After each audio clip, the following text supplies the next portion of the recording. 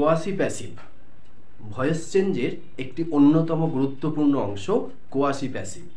এই quasi passive এইগুলোর voice change করতে গিয়ে আমাদের কিন্তু ভীষণভাবে সমস্যায় পড়তে হয়, বিশেষ করে যারা সাধারণ ছেলে মেয়ে তাদের কিন্তু সমস্যায় পড়তে হয়।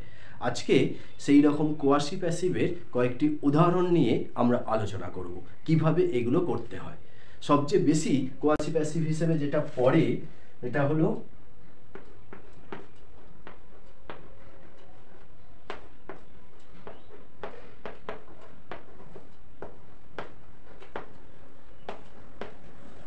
হানি টেস্টেস সুইট। হানি টেস্টেস সুইট এটা সবচেয়ে বেশি বার আসতে দেখা গেছে। এটার ভয়েস চেঞ্জ কিভাবে করবে? যখন এটা কোয়াসি প্যাসিভ হবে এর ভয়েস চেঞ্জটা আমরা এইভাবে করতে পারি, হানি ইজ সুইট when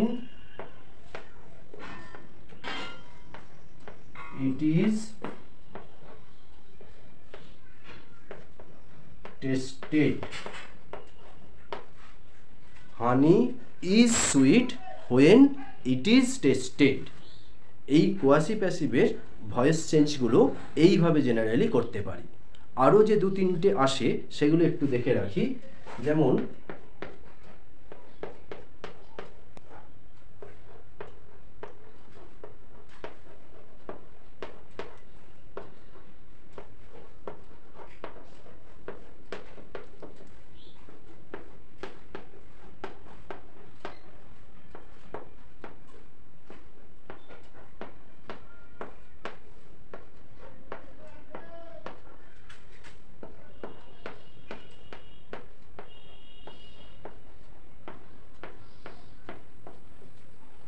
দেখো, রোজ স্মেলস সুইট।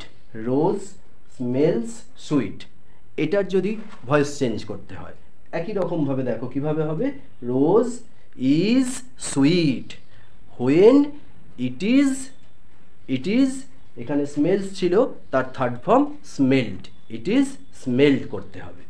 এই রকমভাবে ধরো আরও একটা যেটা আসে, stone feels rough. Stone feels rough, পাথর সেটা অমসৃণ খসখসে। সেটাকেই দেখো কিভাবে করা হয়, stone is rough. Stone is rough, এখানে দেখো এই সাবজেক্টটা সিঙ্গুলার থাকছে বলে ইজ হচ্ছে, যদি এটা প্লুরাল হয় তাহলে কিন্তু আর হবে। Stone is rough when it is felt, যে ভার্বটা থাকছে সেটা থার্ড ফর্ম দিয়ে দিলাম। এই রকমভাবেই কখনো কখনো আর যেটা আর দেখতে পাওয়া যায় যেটা cotton feels soft. Cotton feels soft সেটাও একই রকমভাবে হবে, cotton is soft when it is felt. আরও একটা যেটা মাধ্যমিক পর্যন্ত জেনারেলি আসতে দেখা যায় কোয়াসি প্যাসিভে, সেটা ধরো লেমন টেস্টেস সাওয়ার। সেক্ষেত্রে কী হবে, সেই একই রকমভাবে হানির মতো করতে হবে, lemon is sour when it is tested.